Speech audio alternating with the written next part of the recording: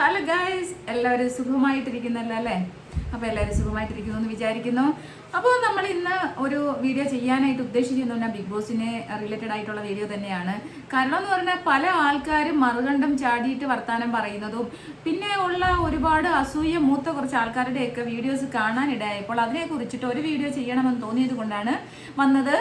മറ്റാരെ കുറിച്ചല്ല, സീസൺ 2 ഒരു പെങ്കൊച്ചിന്റെ കണ്ണിൽ മുള അരച്ച് വെച്ചിട്ട് ഒരു മഹാൻ അവിടുന്ന് ഇറക്കി വിട്ടില്ലേ, ബിഗ് ബോസിൽ നിന്ന് ഇറക്കി വിട്ട മഹാൻ വന്ന് നമ്മുടെ അനീഷേട്ടനെ ഘോരം വിമർശിക്കുന്നുണ്ടായിരുന്നല്ലോ. കുറേ വീഡിയോസ് പുള്ളി ചെയ്തിട്ടുണ്ട്. അനീഷ് ശരിയല്ല, അനീഷ് ശ്രീവിരുദ്ധനാണ്, അനീഷ് മറ്റേത് പറഞ്ഞു, സ്ത്രീകളെ എങ്ങനെ പറഞ്ഞവനാണ്, അതാണ് ഇതാണ്, എന്ത് ക്വാളിറ്റിയാണ് അയാൾക്കുള്ളത് എന്നൊക്കെ രീതിയിൽ കുറേ വീഡിയോസ് കുറേ കാര്യങ്ങളൊക്കെ നമ്മുടെ രജിത് കുമാർ എന്ന് പറയുന്ന ഒരു വ്യക്തി ചെയ്തിട്ടുണ്ടായിരുന്നു. അപ്പോൾ ഞാൻ അതിനെയൊക്കെ വിമർശിച്ചിട്ട് വീഡിയോസ് ഇട്ടിട്ടുണ്ടായിരുന്നു. പക്ഷെ ഇപ്പൊ ആ മഹാൻ കോൺഫിഡൻസ് ഗ്രൂപ്പ് 10 ലക്ഷം രൂപ കൊടുത്തു എന്ന് കണ്ടപ്പോഴത്തേക്ക് ഒറ്റ നിമിഷം കൊണ്ട് മറുകണ്ഠം ചാടിയത് മാത്രമല്ല ഗൈസ്, എനിക്കും കൂടി കിട്ടിയിരുന്നെങ്കിൽ നന്നായേനെ എന്നുള്ള ഒരു ഡയലോഗ് കൂടി അടിച്ചുകൊണ്ട് മുന്നോട്ട് വരുന്ന കാണുമ്പോൾ നമ്മളൊരു വീഡിയോസ് ഇടണമല്ലോ, സ്വാഭാവികമായിട്ട് അത് ആവശ്യമാണല്ലോ എന്ന് കരുതിയിട്ട് വന്നതാണ് ഗൈസ്. അപ്പോൾ എന്താണ് പറഞ്ഞു വരുന്നതെന്നല്ലേ? അപ്പോൾ രജിത് കുമാർ, ഡോക്ടർ രജിത് കുമാർ എന്നാണ് അദ്ദേഹത്തിന്റെ ഒരു അറിയപ്പെടുന്നത്. ഇനി ഡോക്ടർ ഏത് രീതിയിലാണ് എനിക്കറിയില്ല, PhD ആണെന്നാണ് തോന്നുന്നത്, എന്തെങ്കിലും ആയിക്കോട്ടെ. അപ്പോൾ അദ്ദേഹം ഇടയ്ക്കിടയ്ക്ക് വന്ന് നമ്മുടെ അനീഷേട്ടനെ വിമർശിക്കുന്നുണ്ടായിരുന്നു. അതുപോലെ തന്നെ പിന്നെ അനീഷേട്ടൻ ഒരു സ്ത്രീവിരുദ്ധൻ എന്നുള്ള രീതിയിൽ ഒക്കെ പറയുന്നുണ്ടായിരുന്നു. സ്ത്രീവിരുദ്ധനാണ് എന്നുള്ള രീതിയിലൊക്കെ പറഞ്ഞ ഒരാള് confidence group doctor Roy sir 10 ലക്ഷം രൂപയുടെ ചെക്ക് കൈമാറിയല്ലേ കൊടുത്തു എന്ന് അറിഞ്ഞപ്പോഴത്തേക്ക് ഒരു വീഡിയോ ആയിട്ട് വന്നു. ആ വീഡിയോയിൽ എന്താണ് അദ്ദേഹം പറഞ്ഞിരിക്കുന്നത്?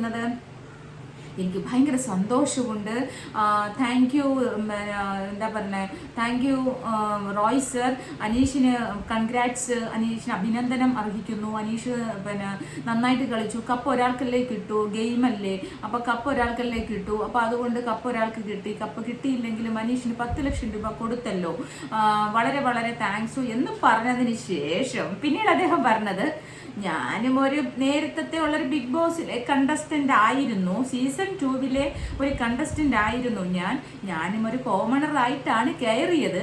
സീസൺ എന്തുകൊണ്ടോ നിർഭാഗ്യവശാൽ സീസൺ കംപ്ലീറ്റ് ചെയ്യാൻ പറ്റില്ല. കാരണം 74 ദിവസവും മറ്റോ ആയിട്ടുണ്ടായിരുന്നുള്ളൂ സീസൺ നിർത്തിയിട്ട്, കാരണം കോവിഡ് ആയിരുന്നല്ലോ, ആ ഒരു സമയത്തെ സീസൺ ആയിരുന്നു കേട്ടോ. അപ്പോൾ എനിക്ക് തോന്നുന്നു കോവിഡ് ആയതുകൊണ്ടാണെന്ന് തോന്നുന്നു നിർത്തിയത്. കാരണം അന്നൊന്നും നമുക്ക് ലൈവ് ഇല്ലല്ലോ, അത്ര വലിയ ലൈവ് കാര്യങ്ങളൊന്നും ഇല്ല, എപ്പിസോഡ് മാത്രമേ ഉള്ളെന്നാണ് എൻ്റെ ഒരു ഓർമ്മ. ഞാൻ ആ സീസൺ കണ്ടിട്ടില്ല ഉള്ളത് പറയല്ലോ, ഈ ഒരു ചെറിയ ക്ലിപ്പിങ്സ് വീഡിയോസ് ഒക്കെ ഞാൻ കണ്ടിട്ടുള്ളൂ. അല്ലാണ്ട് എനിക്ക് ഈ സീസണെ കുറിച്ച് വലിയ പിടിയൊന്നുമില്ല. ഈ രണ്ടാമത്തെ സീസൺ, ഫസ്റ്റ് സീസൺ ഞാൻ കുറച്ച് കണ്ട്, പേളിയുടെയൊക്കെ കുറച്ചു, അതും പിന്നെ നമുക്ക് അന്നൊന്നും ലൈവ് ഇല്ല. അപ്പോൾ എപ്പിസോഡ് വരുന്ന എപ്പിസോഡുകൾ കാണുക, പിന്നെ കുറച്ച് ക്ലിപ്സ്. ഇന്നത്തെ പോലെ സോഷ്യൽ മീഡിയ അത്രയ്ക്കും ഇങ്ങനെ എല്ലാത്തിനും ക്ലിപ്സൊക്കെ ഇട്ടിട്ട് റിയാക്ഷൻ ചെയ്യുന്ന ഒരു സമയമൊന്നും അന്നില്ല. അപ്പോൾ അതുകൊണ്ട് തന്നെ റിവ്യൂ ചെയ്യുന്ന വളരെ കുറച്ച് ചാനലുകളുടെ റിവ്യൂസ് നമ്മൾ കാണുക, അത്ര മാത്രമല്ലേ ചെയ്യാൻ പറ്റൂ. അപ്പോൾ എന്തായാലും നമ്മുടെ രജിത് സാർ പറഞ്ഞേക്കുന്നത്, ഞാനും ഒരു കണ്ടസ്റ്റന്റ് ആയിരുന്നു, ഞാനും കോമണറായിട്ട് കയറിയതാണ്. അപ്പോൾ ആ 10 ലക്ഷം, കാരണം അന്ന് ഈ ഒരു സീസൺ നിർത്തിയത് കൊണ്ട് തന്നെ കോൺഫിഡൻസ് ഗ്രൂപ്പിന് 50 ലക്ഷം രൂപയും ഫ്ലാറ്റും ഒന്നും കൊടുക്കേണ്ട ഒരു ആവശ്യകത വന്നില്ല. അപ്പോൾ അതുകൊണ്ട് തന്നെ ഞാനുമൊക്കെ അതിന് അർഹതപ്പെട്ട ഒരാളാണ്. ഇല്ല സീസൺ തീർന്നിട്ട് സീസൺ വിന്നറായിട്ട് വന്നോ അല്ലെങ്കിൽ വിന്നർ ആകാൻ സാധ്യതയുണ്ടായിരുന്ന ആൾ എന്നുള്ള രീതിയിലാണ് അദ്ദേഹം സംസാരിക്കുന്നത്. അപ്പോൾ എനിക്കും 10 ലക്ഷമില്ലെങ്കിൽ ഒരു 5 ലക്ഷമെങ്കിലും കിട്ടിയാൽ വളരെ നന്നായിരുന്നു. അത് പിന്നെ പറയുന്നത് എന്തിനു വേണ്ടിയല്ല, എൻ്റെ ആവശ്യത്തിനൊന്നും അല്ല, ഞാൻ കുറച്ച് രോഗികൾക്കും അശരണരായിട്ടുള്ള പാവപ്പെട്ടവർക്കൊക്കെ കൊടുക്കാൻ വേണ്ടിയാണ് എന്നും കൂടി അദ്ദേഹം ഊന്നി പറയുന്നു. അപ്പൊ ഇവിടെ എനിക്ക് രജിത് സാറിനോട് ചോദിക്കാനുള്ളത്, സാറ് ഈ സീസൺ 2 വലിയ, ഇപ്പൊ നമ്മള് ലൈവ് ഒന്നും ഇല്ലാത്തൊരു സീസൺ ആയിരുന്നു എങ്കിൽ പോലും സാറ് വലിയ കേമത്തുരൊന്നും കാണിച്ച് ഇറങ്ങിപ്പോകുന്ന ഒരാളല്ല. സാറ് അവിടെ ഒറ്റപ്പെടൽ സ്ട്രാറ്റജി ചെയ്തു, ഒരു പാവേനയായിട്ട് ഒറ്റപ്പെടിയിൽ സ്ട്രാറ്റജിയൊക്കെ നടത്തി, അങ്ങനെ ലാസ്റ്റ് ഒരു പെങ്കൊച്ചിന്റെ കണ്ണിൽ മുളക് അരച്ച് തേച്ച് ബിഗ് ബോസ് അടിച്ചു പുറത്താക്കിയ ഒരു മനുഷ്യനാണ്. പിന്നെ എങ്ങനെയാണ് നിങ്ങൾ അതിനകത്ത് വിന്നറാവുക? നിങ്ങളെ ആ ഷോയിൽ നിന്ന് പുറത്താക്കിയ വ്യക്തിയാണ്. നമ്മൾ നിങ്ങളോടുള്ള എല്ലാ ബഹുമാനത്തോടും കൂടി പറയുകയാണ്, നമ്മൾ ഒരാളോട് പൈസ എരന്നൊക്കെ വാങ്ങിക്കുന്നതിന് മിനിമം ഒരു ക്വാളിറ്റി ഉണ്ട് കേട്ടോ. കാരണം നമ്മൾ പൈസ എല്ലാവരോടും ആവശ്യങ്ങൾക്ക് ചോദിക്കാം, പക്ഷെ ഇത് എനിക്ക് വേണ്ടിയിട്ടല്ല, പാവപ്പെട്ട അശരണരായിട്ടുള്ള രോഗികൾക്ക് എന്നൊക്കെ പറയുമ്പോൾ ഈ confidence group chairman doctor Roy സാറിന് നേരിട്ട് അങ്ങ് കൊടുത്തുകൂടായോ അശരണർക്കും അനാഥ മന്ദിരത്തിനും ഒക്കെ? അത് ഇതിനൊരു മീഡിയേറ്റർ ഇടനിലക്കാരൻ്റെ ആവശ്യമുണ്ടോ? ഇന്ന് രജിത്തെ നീ ഒരു 5 ലക്ഷം പിടി, നീ കൊണ്ടുവന്ന് ഏതെങ്കിലുമൊക്കെ അനാഥ മന്ദിരത്തിനൊക്കെ കൊടുക്കുക എന്നും പറഞ്ഞൊക്കെ തരാൻ എന്തുകൂടെ ഇത്?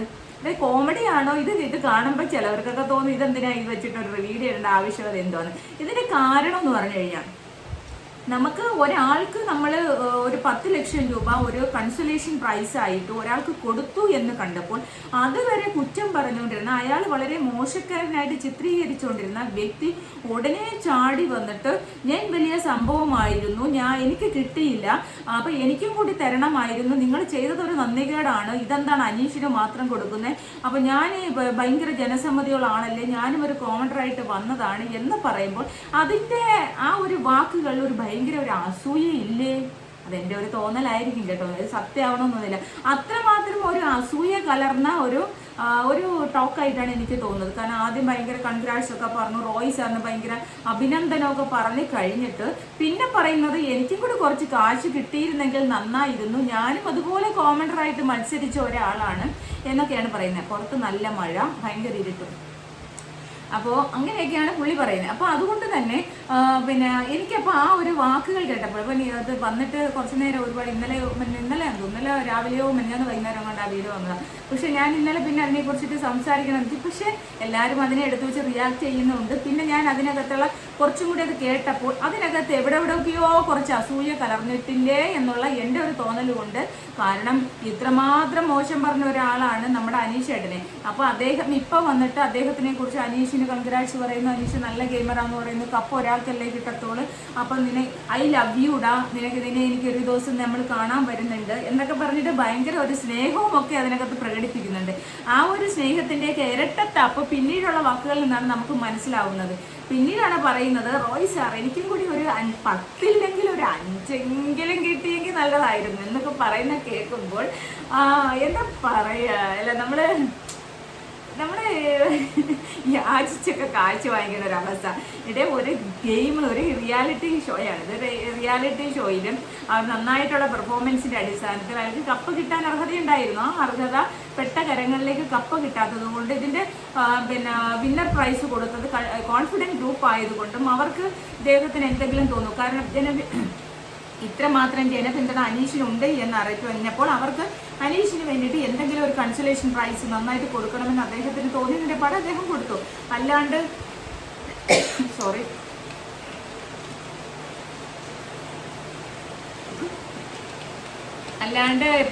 സീസൺ 2 ഒരു പെങ്കൊച്ചിന്റെ കണ്ണിൽ മുളകും വാരി തേച്ച് അടിച്ചിറക്കിയ ആളിനൊക്കെ പ്രൈസ് വേണമെന്ന് പറഞ്ഞ് വരുന്നത് ഭയങ്കര ഷെയിമാണെന്ന് നമുക്ക് പറയാൻ പറ്റും.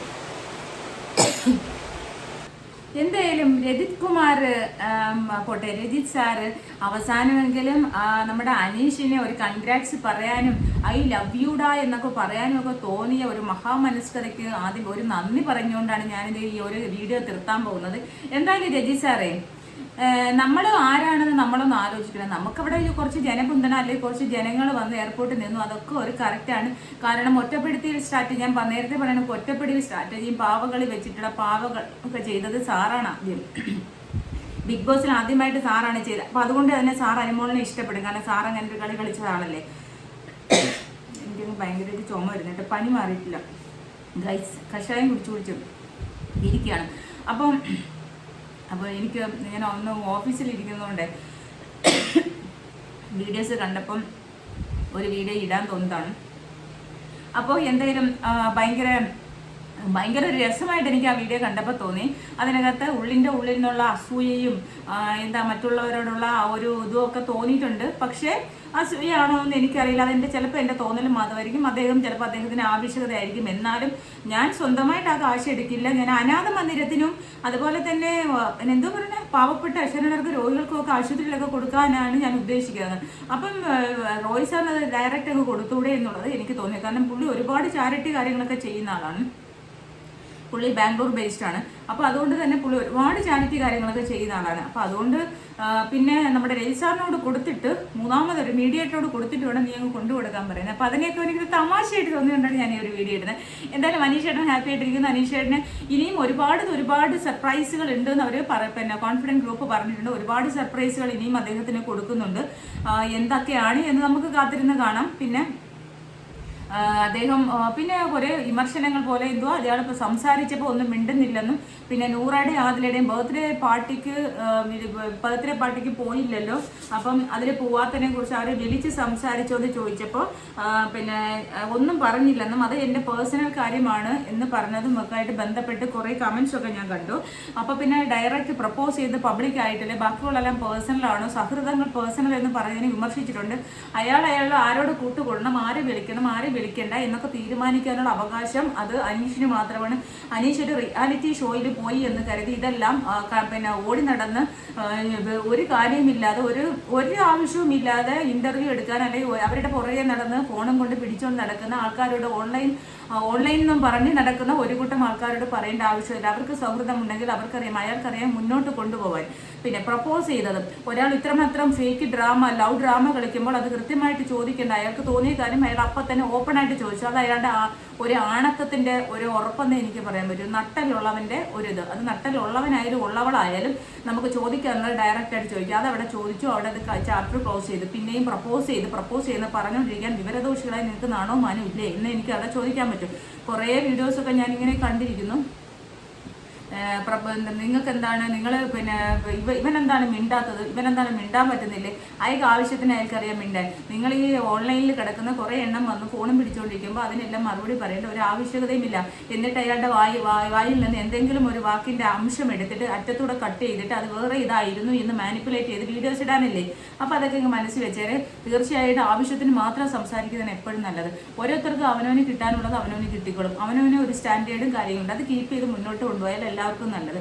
അപ്പോൾ ഇത്രയുള്ള നമ്മുടെ രജിസ്ട്രാർ അപ്പം എന്തായാലും ഇങ്ങനെ ഒരു എന്താ പറഞ്ഞ നമ്മള് ബെഗ് ചെയ്യാന്നുണ്ട് കാശൊക്കെ കോൺഫിഡൻസ് ഗ്രൂപ്പിനോട് ബെഗ് ചെയ്തത് കണ്ടപ്പോൾ, യാചിക്കുന്നത് കണ്ടപ്പോൾ തോന്നിയ ഒരു കൗതുകം കൊണ്ടാണ് ഗൈസ് ഞാൻ ഈ വീഡിയോ ഇട്ടത്. അപ്പോൾ ഗൈസ് എല്ലാവരും സുഖമായിട്ടിരിക്കുന്നു വിചാരിക്കുക. നമ്മൾ പുതിയ കണ്ടന്റ് ടോപ്പിക്ക് ഫാമിലി ബേസ്ഡ് ആയിട്ടുള്ള കാര്യങ്ങളൊക്കെ ആയിട്ട് വീഡിയോസ് ആയിട്ട് വരാം. ലൈവിൽ എനിക്ക് സമയമുള്ളപ്പോൾ മാത്രം ഞാൻ ലൈവിൽ വരാം. ലൈവ് ഉള്ളപ്പോൾ ഞാൻ ഉറപ്പായിട്ടും പോസ്റ്റ് ഇട്ടേക്കാം. Okay bye.